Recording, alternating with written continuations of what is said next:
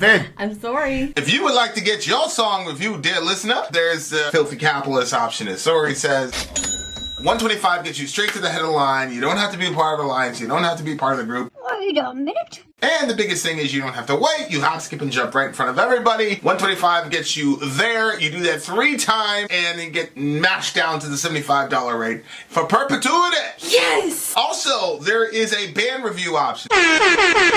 So if you've got a band and you're trying to get your band some exposure, hit me up at vinsori@gmail.com, and I'll show you the details about how to pull that off. You can also jump on Patreon, and there is a option on the tiers to be able to get your band reviewed. Yep. Obviously, we can't lie to you, so we can't guarantee a positive review.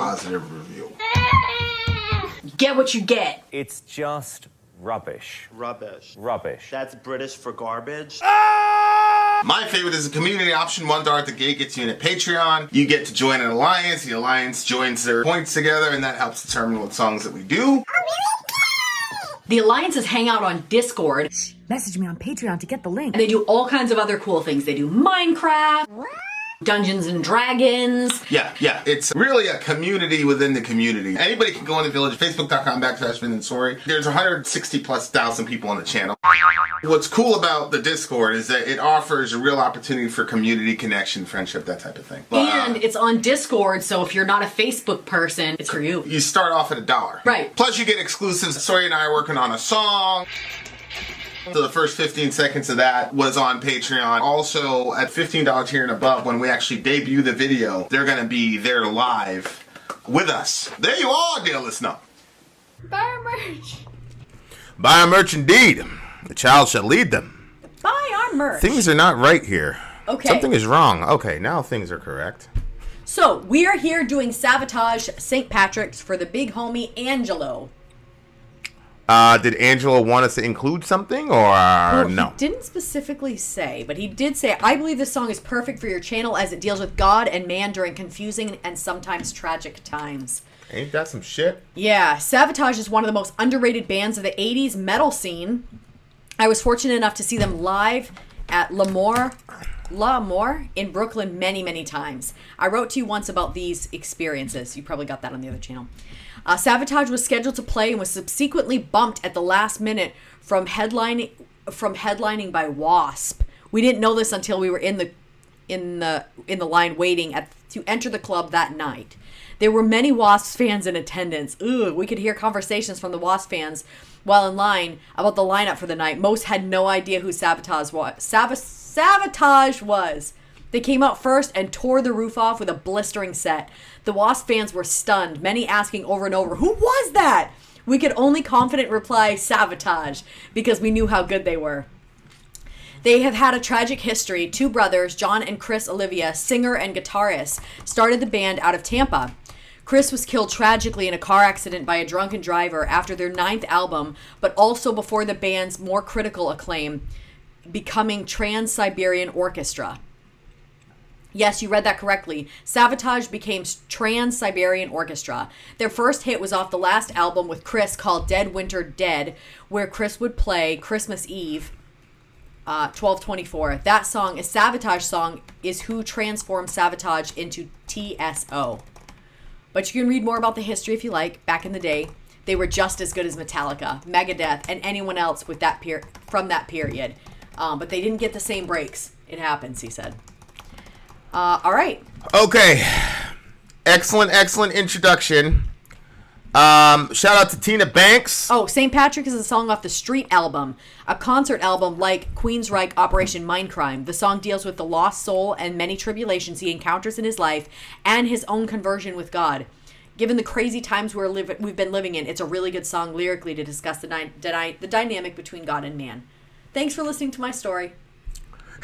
Oh, and if possible, during your reaction, give a shout out to me, of course. Angelo Torres. Did I say that correctly, babe? Yes. And all of the L'Amour Brooklyn crowd. Our ranks have been getting smaller through the years, but we're still strong, and we did witness all these bands live back in their heyday. It would mean a lot to all of them. Sincerely, Angelo. That's so cool. All right. Shout out to the big homie Angelo. Having said that, the time has arrived. Savatage, St. Patrick's lyrics. Let's go. They're doing the fair use thing. We know what that is all about. Lord, it's me. I wonder if you're free or not asleep. This just won't keep. It seems I just don't see why all the things we asked or prayed would come to pass have gone unheard, like silent words that slip into the past. 'Cause Lord, they're not schemes. Can you tell dreams? Why do you let them slip by? Never even try. Is it you don't hear? Far too many tears.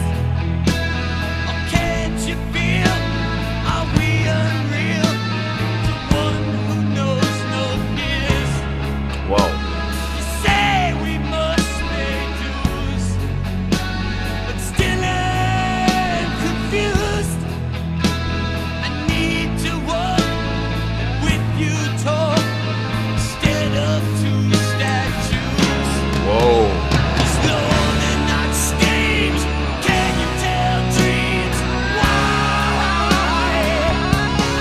do you let them slip by? Never even try. 'Cause you take all the fame. Who'll accept the blame for all the hurt down here on earth? Unnecessary pain. Surely you must care. Or are you only air built in our minds? We're in binds, never really there.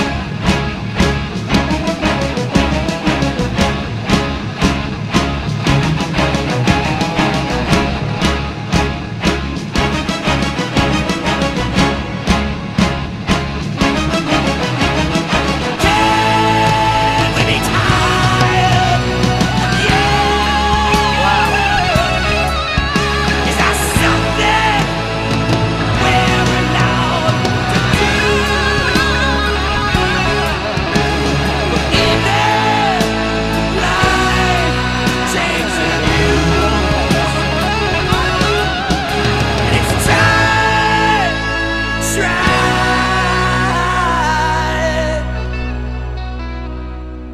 something new.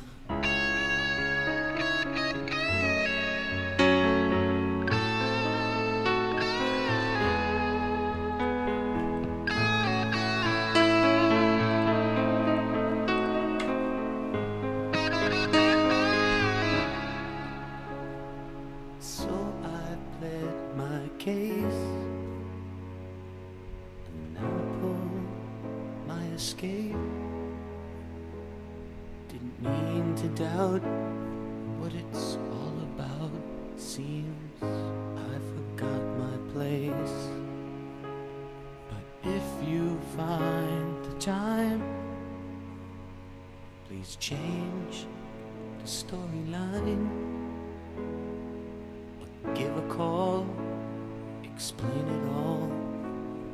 I'll even leave the time. Wow. Wow. Damn. Yeah, wow.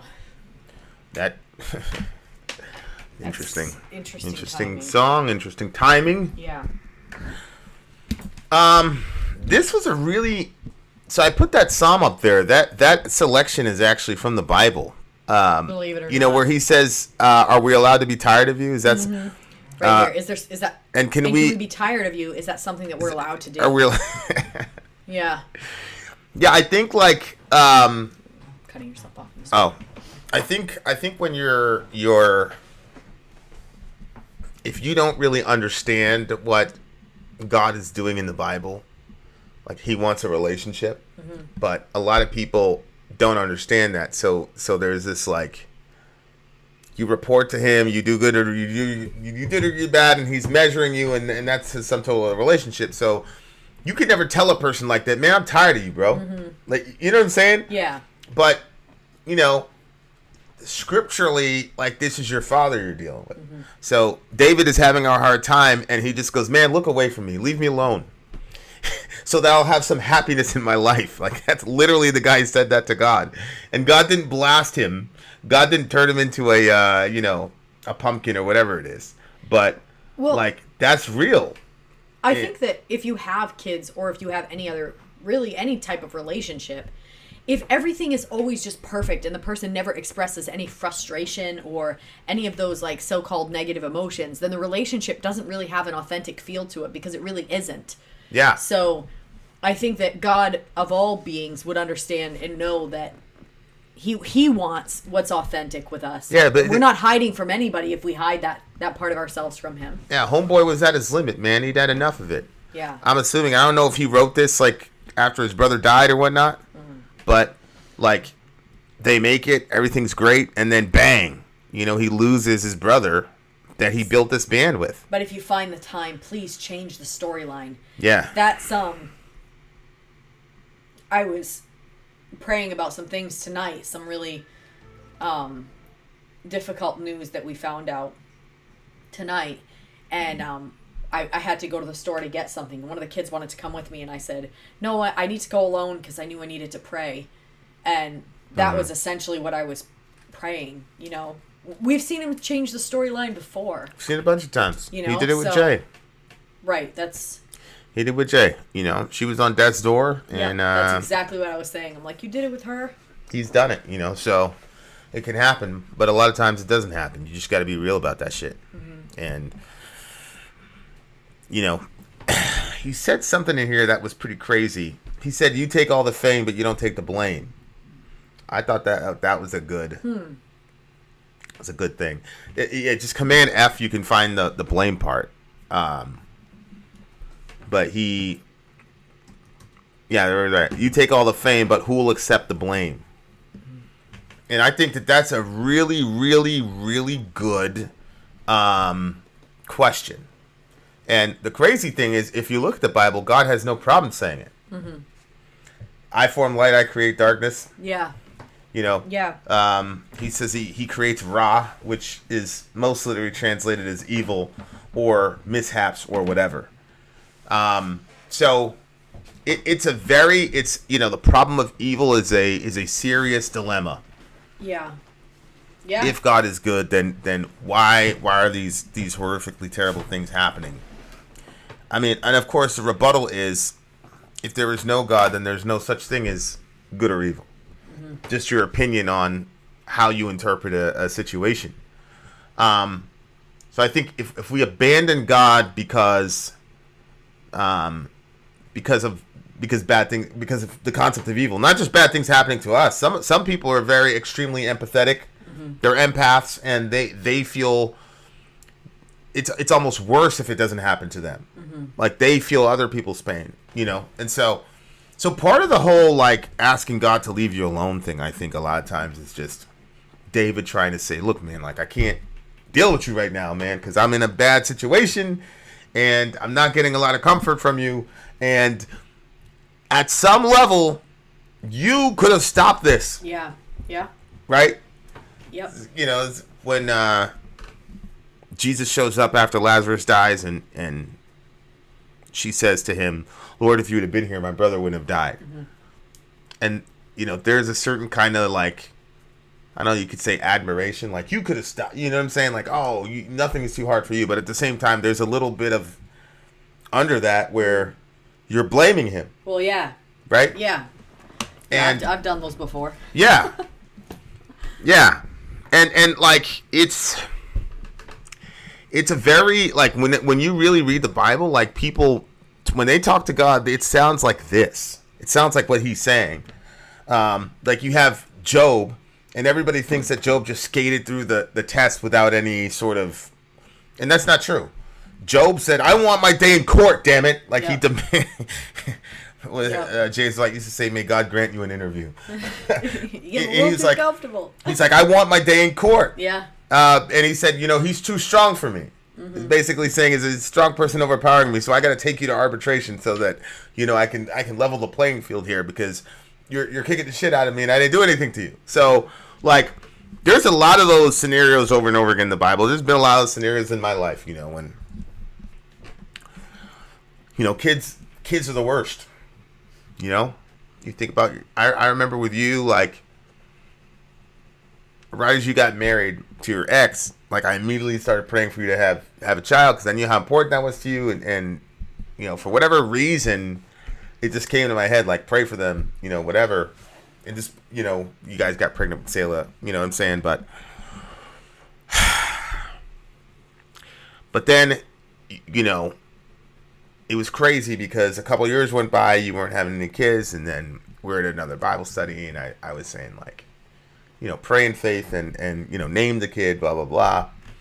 And then, like, that was a Friday. I got a call on Monday. You guys were pregnant. Like, so when I was saying that to you, you guys were pregnant, you just didn't know it. Mm-hmm. And, like, that was, like, I was so happy. I remember exactly where I was in the office. I was jumping up and down. My folks came in, like, yo, you good? Because I was yelling. And I was like, no, I'm good. And then you had the miscarriage.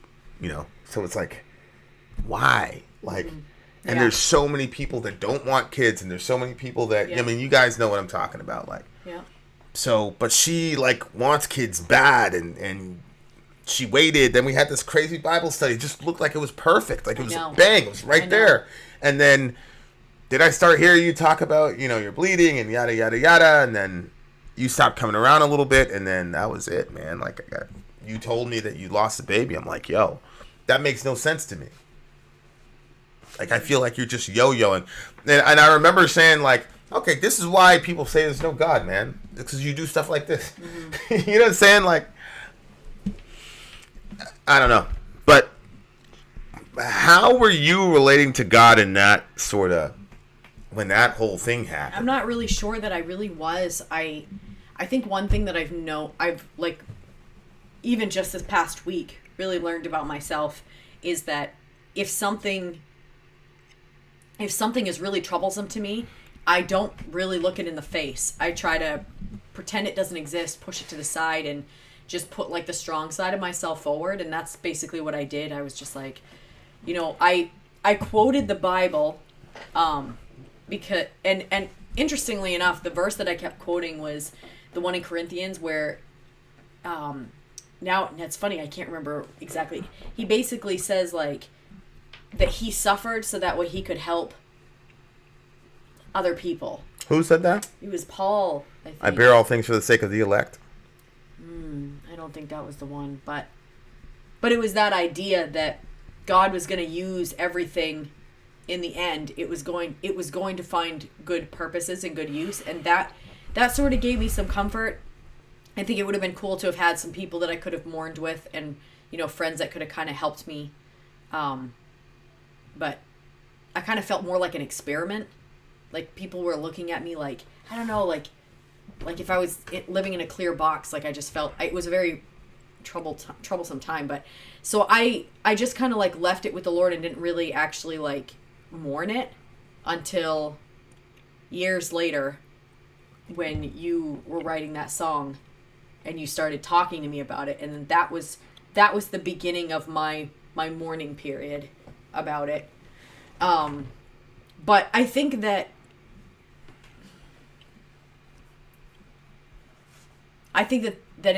it's hard to, like, I can say confidently that God has used that situation many times for me, and I've known it. Like, every time he uses it, I hear that whisper, like, inside of myself. See?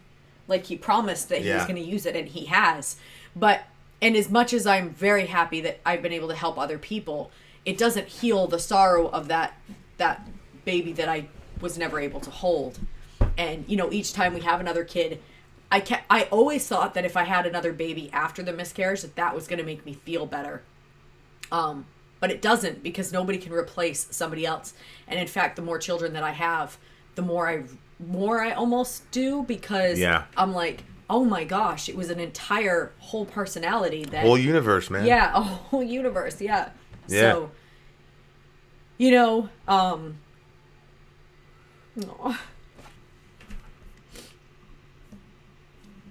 so I think that it's made me a more compassionate person for the channel, for the people around me and stuff, but I agree with you. Sometimes it's like, geez, God, you know, I don't understand. And I think that, you know, like when the kids ask me questions about stuff, I always try to give them the best explanation possible, but then there are some things that, because they're kids, you can't answer that question. And so if you can't answer the question, they're not satisfied because they feel some wrong has been done to them. And I think that we're like that. Like probably once we're all past this life and we're on to the next reality, I guess you could say. And I think all this stuff is going to make a whole hell of a lot more sense. And I think that, I do think that we wouldn't change any of it, even though it was very difficult. But I think that it's a tough place to be in, because we're not in that realm. We're not in that place. We're here. We're in this place right now. And we feel every pain that comes into it. And we feel the losses and the bad information and the, you know, the unanswered questions that come to us just as a matter of being human beings. And we feel like, geez, God should answer this. You know, God should answer this, or God should fix this completely. But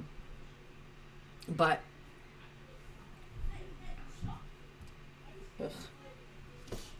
Yeah. And it's really interesting. Like he says, you know, you say to pay your dues. And so that's how a lot of people like look at suffering or hard times. They call it paying your dues, you know? Yeah. You can't just it's called paying your dues. It's like you can't just walk into the team and, you know, be the quarterback. You gotta fight, you gotta grind, that type of thing. You gotta go through some shit. It's not always gonna be fun. So that's called paying your dues. Mm-hmm. And then after you paid your dues for a while, then, you know, you're good to go. And I guess that's kind of a healthy way to look at it. At the same time, I'm not certain that that's kind of the what God is aiming for in our pain. I don't think it's like, yo, I don't think so either. He's got to pay his dues. But I do think that there are aspects of God and myself, and I agree, Jeff, to a degree with what you're saying. But I think there are aspects of God and myself that I would not have learned without the pain. Mm-hmm. And I guess for a lot of us, we've got to answer the question to ourselves, Ben, everybody, what is the ultimate good, right? And so, like, that's my philosophy. Like, if I start with what's the ultimate good, I reverse engineer backwards. I mean, at some point, I'm going to hit me. You know what I'm saying? Because I don't think anybody, no matter how arrogant and crazy they are, they're not going to say that they're the ultimate good. Mm-hmm. They're going to say there's a gap between them and ultimate goodness, right? Yeah. So I'm like, okay, what's the ultimate good? And when I say ultimate good, I mean morally, I mean experientially, I mean the whole 9 yards. Yeah. What is ultimate good? And so the more and more and more I, you know, think, the more and more relationships become sort of everything to me. You know what I'm saying? Like, and the experiences of the relationship. Like, one of our kids just recently went through their own little trial, and I was the bad guy in the entire situation, but we're both closer to each other now. And there's this weird, like, special kind of bond type of thing that has come about. It's very, very strange. But that's because me and her went through that. Mm-hmm. Because, you know, I'm privy to some information about whatever, and I looked it in the face and I still accepted her, and there was no, like, there was no judgment, there was no whatever, and she just knew. And so, like, but she also knew, like, oh, this was pretty fucked up. And so, like, we're closer now. You know what I'm saying? Like, we're closer now than we've ever been. And she's closer now to the entire, but it took that kind of suffering, that kind of pain to get there. If you can find a 12-ounce Red Bull, that'd be great. I have to discuss it. Or a black tea. Give me the black tea, bro. So yeah, so it wasn't so much her that she was paying her dues as much as it was like God knew what he was doing. And I think now when I look back and you guys we're kind of talking in veiled language. I'm going to stop the tape for a second here and just shoot and be real with you guys. So one of our villagers, who's very, very close to our hearts, has already lost someone, is in a situation with their kid and things like that, and so it's tough. But we're all in it together. So none of us are by ourselves. So if Sarai's a little down, a little weepy, that's what's going on. But we got to push on because you guys are our folks, and we got to keep moving. So our family recently had been through a pretty. We went through last. And some of this is just growing up. Mm-hmm. And some of this is I'm talking about on the kids' side. Like some of it is growing up, and some of it is a result of XYZ thing. Mm-hmm. But it hasn't been easy. But the meetings we've had, and there were some confrontations, and there was what the circle of reconciliation or whatever that Native American thing is, which I think is a fucking brilliant idea. Mm-hmm. You mean from that video I showed yeah. you? Yeah. So like. My point in saying that is like we weren't making that girl pay her dues. You know what I'm saying? Like I wasn't making about paying dues, and God wasn't. It was about how to bring these. Now we can see God's plan was how do we bring these people closer together? How do we create authentic relationship? That was what was in God's mind. And so a couple things got set in motion to where He was doing it for us, not to us. And I think that if we can get that, Romans 8, which says that God is for us, then anything that happens is for you. It's not being done to you. Mm-hmm. It's being done for you. So that's kind of where I'm at with it. Yeah, I think that, depending on, like, I totally agree with that, with our situation, and I think that that's true of everybody's situation, but at the same time, I think that it's not a whole lot of comfort because when you're in the midst of a situation and something is extremely painful, it's like, I don't care if this is for my good. It feels horrible, and especially when it has to do with losing people that you love. Mm-hmm. If somebody, I don't know. I will say that of all the situations, I've never gone through a situation in my life where God wasn't with me. And honestly, I think that, do you think anybody ever goes through a situation without God with them? I think that there are degrees to which you can know that He's with you or feel that or kind of sense that, and that kind of brings comfort. But I think, I don't know. Do you think He ever puts... I think the only one that ever went through something without God would have been Jesus on the cross, and so He didn't have any of the grace or comfort from God in those moments. Yeah whether or not you're on the team, He's there, right? Sure. That He's there 100%. But I think that if you there's a difference between if you had a good relationship with your mother and your mother comes and holds you in a situation where you're having a hard time, but if like some weird strange lady came and put her arms around you, you'd be like, yo, that's not really helpful. But even though a hug was a nice thing, it still would be a little bit weird because you don't know the person. And maybe that's true of God. Like maybe the more that you know of Him, the more comfort you can glean from Him through every situation that you go through, 100%. 100%. Because I know that, like, for the longest, I couldn't hear God really talking to me. It's been a while. And I was going through a hard time, especially since the divorce kind of forward. It was just very difficult, especially with like in regards to church and stuff like that. But now, like in this situation you were just talking about previously, like God said to me something very specific, and I was like, I definitely think that was not me talking. Like I just knew something. It's like words that I like could see, like words, and then like in my head it was like, but also like inside of me, like I felt it. And there was no way to know if it was true until the end. And the end came and it was true. Like it was, okay. I was like, okay, that was God saying something.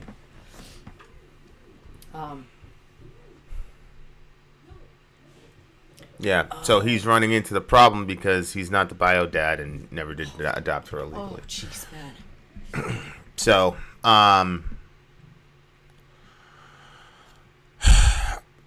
brutal situation. And, you know, that's why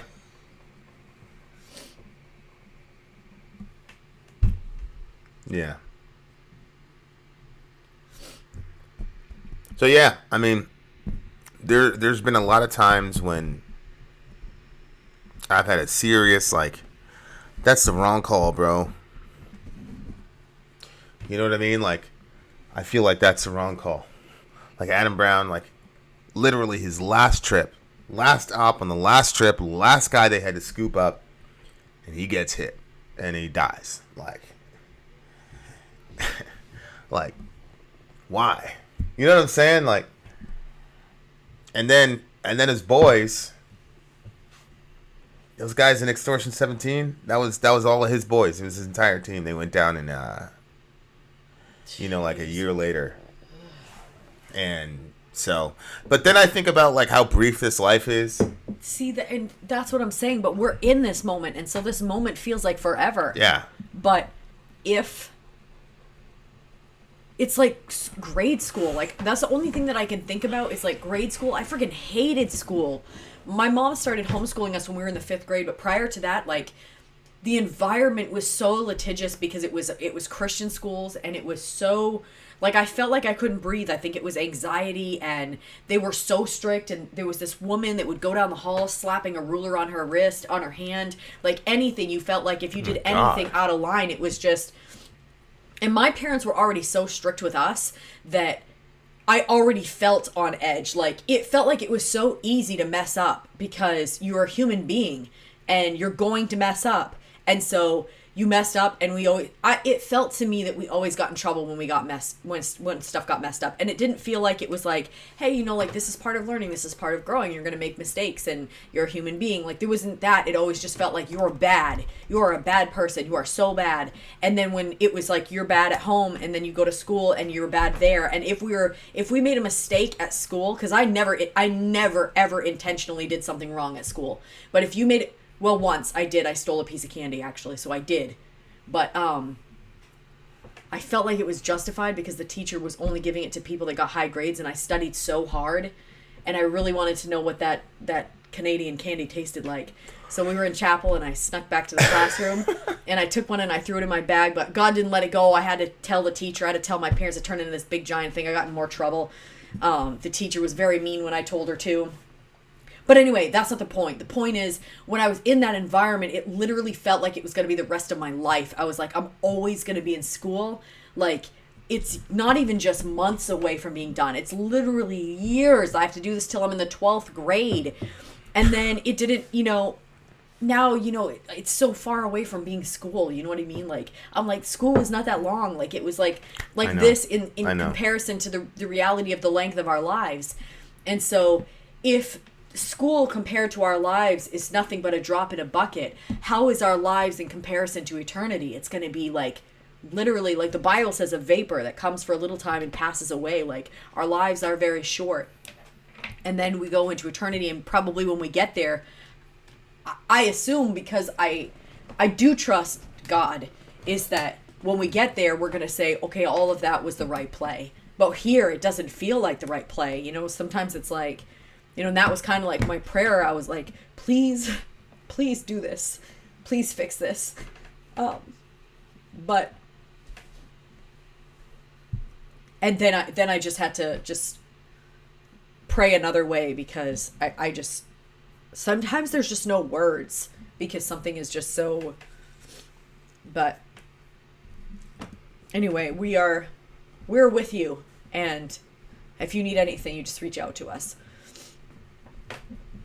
Yeah, 100%. And we're going to keep praying. 100%.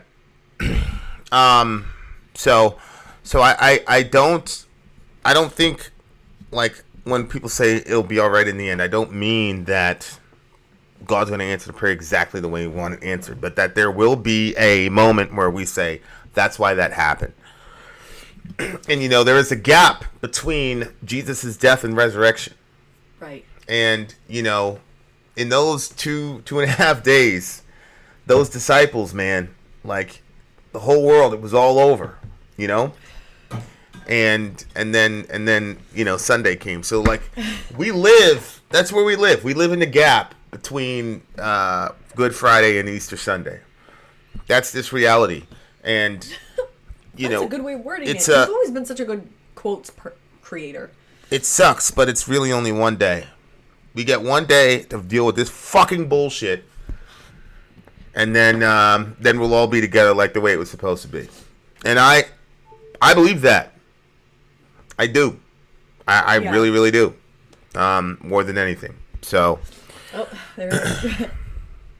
I agree. That's a good metaphor, Vin.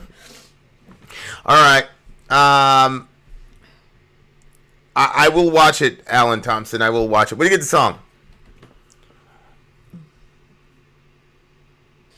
The song was good. Probably like a 9.8 for the song, I would say. I liked the guy's voice. The style was not like necessarily my style. I definitely think that the conversation that it struck up and the timing made it an 11. So do that what you will. If JFK and Khrushchev hadn't sorted things out, we'd have been united in a flash. True. I bet. Yeah, this was a 9.7. I do think, like, sonically they could have done other things with the instrumentation. Didn't really go out of a certain field. But they did a good job. Yeah, obviously the conversation and the circumstances are in a certain way. And guys, one thing I want to say, when you guys hear stuff like this, if you're having a good day, or if you ran into some good fortune, don't feel bad about saying you're having a good day. Mm-hmm. Don't feel bad about smiling. Don't feel bad about being happy. Well, I almost never talk about this, but a lot of people sometimes, when somebody else is going through something, but you're getting blessed, people feel guilty for being happy.